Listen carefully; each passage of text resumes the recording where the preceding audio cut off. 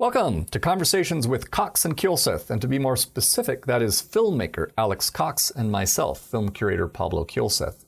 Alex will join us by phone from his home in Oregon, while I sneak away from my office to call him from one of the projection booths used by the International Film Series, which has been screening foreign and independent movies at CU Boulder since 1941.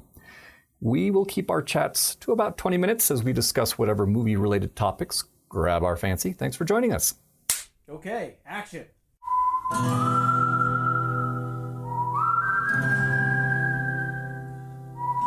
Alex, thanks for talking this week. And I have to confess, I'm a little unprepared today. But let me just do a preamble here to let folks listening know that we had a bunch of music-related movies available to watch on our internationalfilmseries.com website, including a doc about Herb Alpert and one about Gordon Lightfoot, another on the rock bands that supported Jimmy Carter, also one on the public television variety show Soul with an exclamation mark, and also another one about record collectors called Vinyl Nation. And there's we still have Jazz on a Summer's Day and Cream, America's only rock and roll magazine.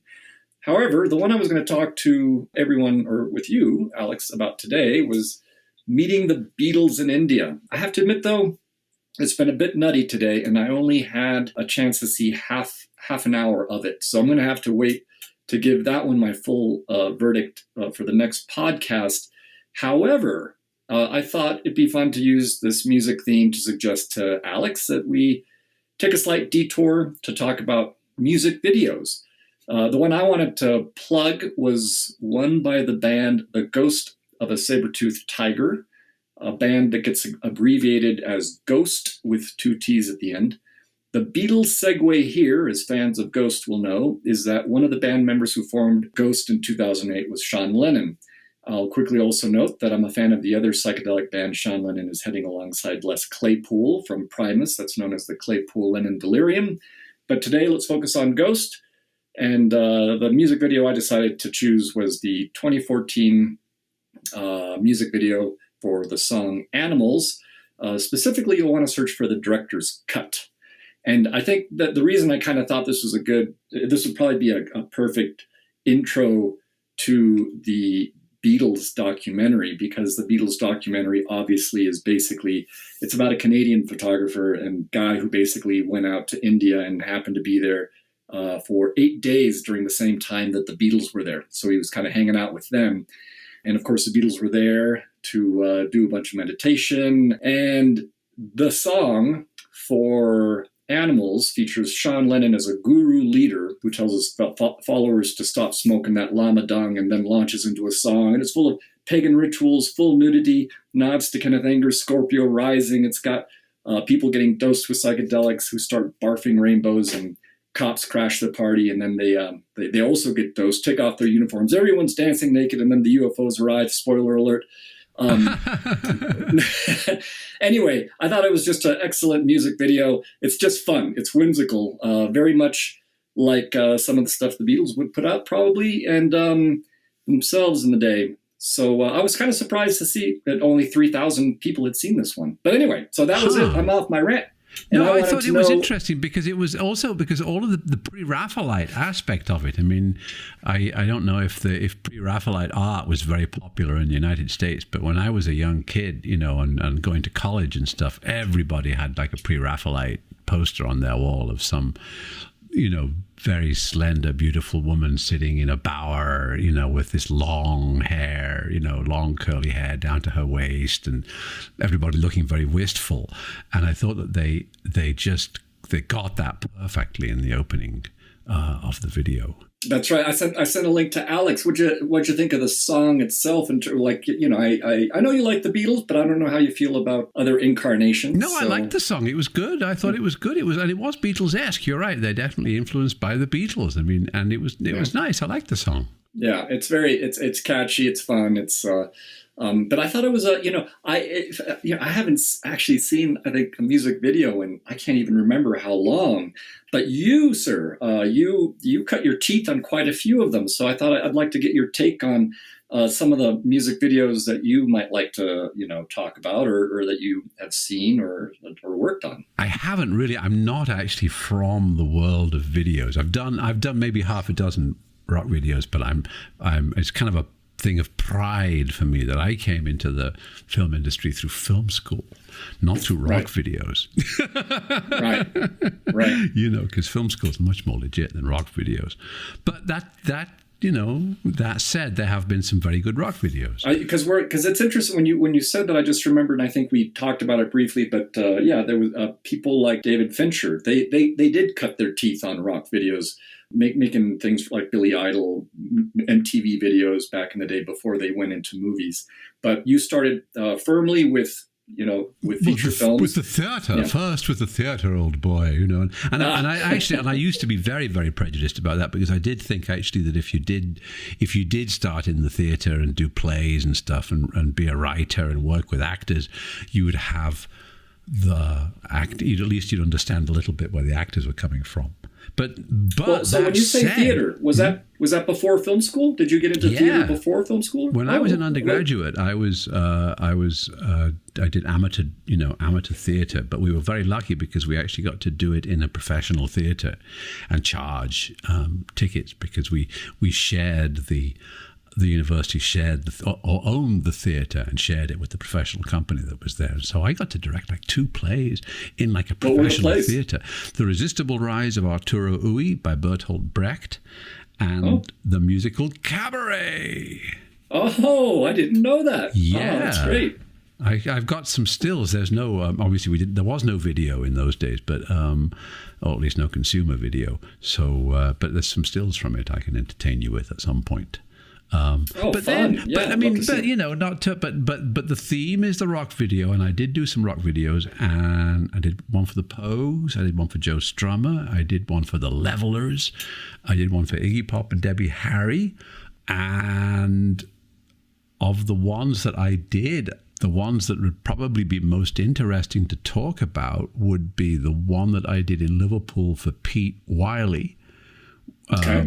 Which was the mighty, otherwise known as the Mighty Wah, which is called Heart as Big as Liverpool. And if you can find that online, Wiley is the Elvis of Liverpool, so it's worth seeing for that reason. He definitely does channel the king, and the video is all one take. And the other video that I did that I was still in my mind, but I've already talked about that, I think, on our podcast, is the one I did for Xander Schloss, Straight to Hell. Well, that's the latest. That's recent. That's the latest and the greatest, with all the the backgrounds from archive.org. So that's another experience of mine. But really, in terms of great rock videos, I would recommend, and I don't know if you've seen this, a rock video directed by Tim Pope. And it's Touch the Night, starring Neil Young. Have you seen that one? No, I have not. It's amazing. What makes it great? Well, the idea of it is, I know this because I know the cinematographer, Tom Richmond, the guy who shot it. And he told me, and he's the one who showed it to me and said, you're going to like this, the business you're in. And sure enough, it's like unedited news footage. Neil Young plays a newscaster. He's got like a blazer with a number on his chest, like Channel 9, and a microphone. Yeah. And he's wearing these big glasses, and he's got a kind of, his hair is bolted down into a kind of a proper newscaster hairdo.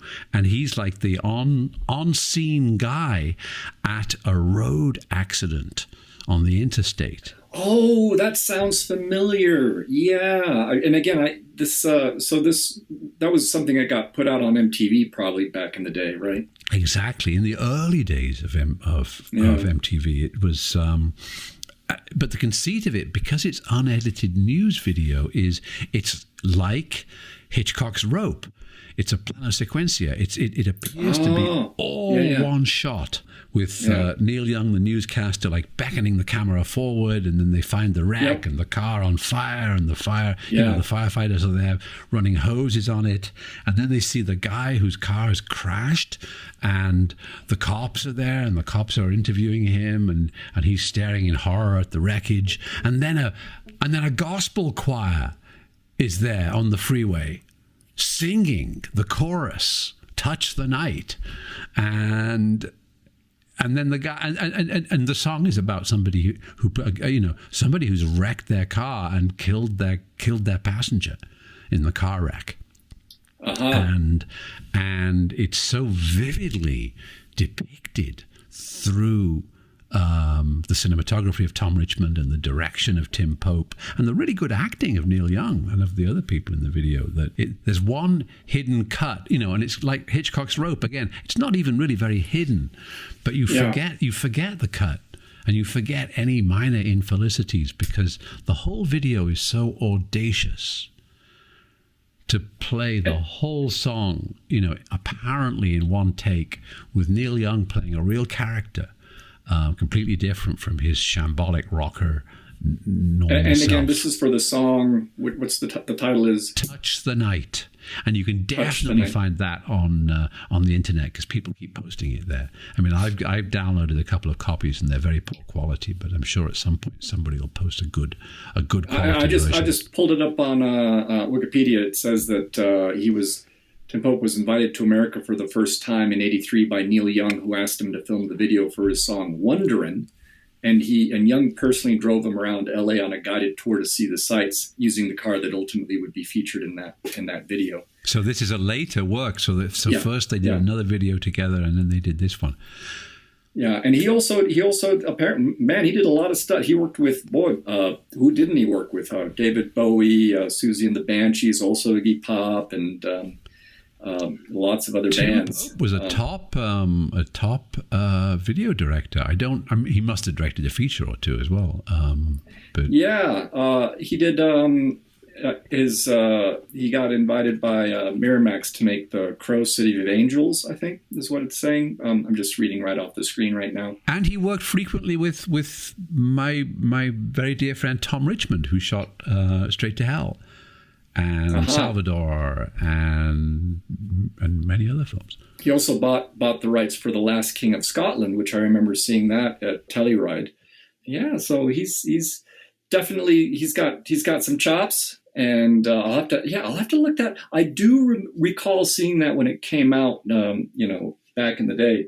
Or I may even have shown it to you, because I found it. I found a very poor quality copy when I was at CU, and I showed it in class just as an example of a long take. Yeah. And then, of course, the students start showing up with other long takes, So it's good you get an interaction of long takes, and long take videos. But I think that even if you can find it online, it's a killer thing to watch. It's very, very strong. What would you what would be three quick when you talk about long takes and ones that you used in your class? I'm just curious, what would three very exceptional scenes in your mind be for long takes? Or anything from I Am Cuba.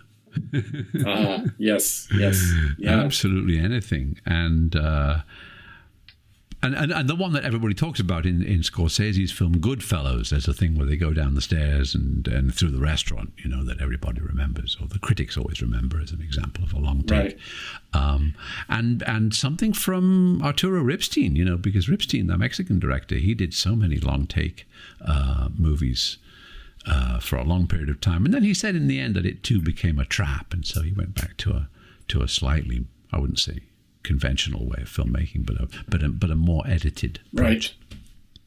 Yeah, boy, with I Am Cuba, there was this one shot that was in an apartment, and I just remember it was going through this entire. There was I think a swimming pool, and then all of a sudden the camera just seemed to just keep going out and over the edge and just fly, and it was one of those stunning images that you just never forget ever. Yeah. It's I mean, that's the film for the long take. I Am Cuba is the film to watch. Oh, of course, there's that Russian film too. There's Russian Ark, isn't there? Which is the where they go to the museum in St. Petersburg, and they go all around the museum in one 90-minute shot. Yeah, no, that was a pretty stunning feat. And Birdman is the same, but then it becomes all about making the whole film in 90 minutes. There's some very impressive long takes in Atonement, and 1917 is supposed to be all one take and stuff. But again, it can, sometimes become a trap, although it's a wonderful thing to aspire to. Yeah, I do. I know I've probably mentioned it before, but I do have to give a shout out to Bellatar for long takes. But my favorite of his was Werkmeister Harmonies, which I really, that film still, just it kind of haunts me in a way, in a good way. So nice. Yeah. Hey, and I have an update for you regarding regarding the movie Coup 53. You probably haven't received this yet. I put in the mail to you kind of a slightly longish column from an English magazine called Private Eye. Private Eye is a satirical magazine which often publishes falsehoods, which are provided by the intelligence agencies as a kind of like a sort of a troll farm for this books, and also has funny jokes as well. But don't expect to read anything about Julian Assange in there. But they do have another piece in the latest issue of Private Eye. There's a very short piece about the film Coup 53 and why it was withdrawn. They say in their previous article, the one I cut out and mailed to you, that there was an earlier documentary made by Granada TV in which, and then there's some blurry stuff about one of the interview subjects in the documentary. In Coup 53, according to Private Eye, the documentary asserts that an interview was done with an individual who was involved in certain scurrilous activities, which was then like shit canned by the network. They wouldn't. That's right. They wouldn't show it, and the article says no. In fact, there wasn't actually a filmed interview. It was just that they did like a background briefing with the guy. Maybe they did audio, but they didn't actually videotape it or they didn't film it. So it's so in other words, the argument of Private Eye is that there's an inaccuracy there, and in the latest issue they write that Coup 53 claims sensationally but wrongly that Granada TV filmed an interview about the coup with an ex-MI6 man for its 1985 series End of Empire, but suppressed it on orders from the British government. Last month, the producers of the Granada series sent Coup 53's director, Taghi Amirani, a detailed written rebuttal, adding, "We cannot allow these untruths about us and our work to go unchallenged." And then Private Eye goes on to write gloatingly, lo and behold, Amirani announced last Wednesday that he was withdrawing the film from circulation with immediate effect due to an archive licensing issue. But the Coup 53 website suggests the film will return in time for the awards season once the issue is resolved with the copyright holder. So maybe it's not a copyright issue. Maybe it's more an issue of the representation of a previous documentary and of the documentarians. But it does sound like the spooks got all riled up by this new documentary, and they're trying to find ways to impede its progress. So it's interesting. Sounds like there's a tussle going on there for sure. Damn. Well, speaking of Julian Assange, it's a travesty what's happening there. But what's your take on where it's at right now? Well, right now they've stopped. Both prosecution and defense have ceased their arguments, and the judge or the magistrate says that she is going to consider the evidence over the next month or so, and will then make her decision. So, in other words, her decision will be made after the US election. And it's interesting because obviously there's very, very little attention being paid in the mainstream media to the Assange trial at all. But there's no jury involved. The guy really doesn't have a hope because he has a politically appointed magistrate who's going to decide the case. The first politically appointed magistrate that he had to be removed because it turned out that she and her husband were totally tied up in investments in the military, industrial, and defense industry, and were partying at Buckingham Palace with the great and the good. And so now they found this new magistrate who cannot be located on the internet, who is so low profile you can't even find a photograph of. of Magistrate Barretser. Barretser will decide about Assange after the US election. Meanwhile, Assange is probably on suicide watch now because it turns out his mental health has deteriorated very drastically. The whole trial, it's been so horrible. They're putting him through all kinds of horrific contortions, and it's, it pretty much looks like a kangaroo court, and they're just, this is a sort of a show court where they're just humiliating him in as many ways as possible. He's strip searched. He's not allowed access to his lawyers. He's not allowed a computer that he can actually interact with. They've glued the keyboard of his computer shut. He's kept in a box during the trial so that he can't communicate with his lawyers and can't hear what's going on. It's a horrific thing. And it's really weird to say it's like the Dreyfus case, but it is. And it's extraordinary how the media aren't paying attention. And Nathan, a friend who you've met, I think, but he just sent me something in an article that had to do with something else. It did mention Julian Assange, and specifically the excerpt that came to mind was. The writers said, Julian Assange basically offered us a window on the real political world, a window through which we could see our leaders behaving more like psychopaths than humanitarians. And it's a window those same leaders are now fighting tooth and nail to close by putting him on this show trial. Yeah. So it's there's some people out there paying attention, but you're right. It's just the headlines are dominated by so many other so much silly nonsense and foolishness, But that's, of course, is the purpose of the media distraction, isn't it? And has been for a long time, as many writers have observed. Anyway, so it's nice to hear your voice, and I hope that. But the air is bad there, right? The air is bad here too. Oh, it's bad. It's lots of the fires have got it up into very unhealthy levels for anyone with any kind of medical issues. But hopefully, when we next talk, it'll clear up. We got some potential cold front coming in. I think Sunday or Monday. We're getting it on Saturday, so with a bit of luck, it's going to rain here and then keep on raining all the way across, heading towards the Rockies and over the Rockies. Yeah, well, say hi to Todd for me and Scruff the pups as well, and I look forward to giving you a buzz next week, and hopefully I'll have my wits about me. But in the meantime, I'll wait for the what you've sent me in the mail, and also double check, see if I can find that Neil Young video. It's really worth watching. Touch the Night, directed by Tim Pope and cinematographed by Tom Richmond. That's right. Awesome. All right, Alex, good to talk to you as always, and we'll talk next week. We'll speak more later. Bye. Cut. Okay, that's a wrap.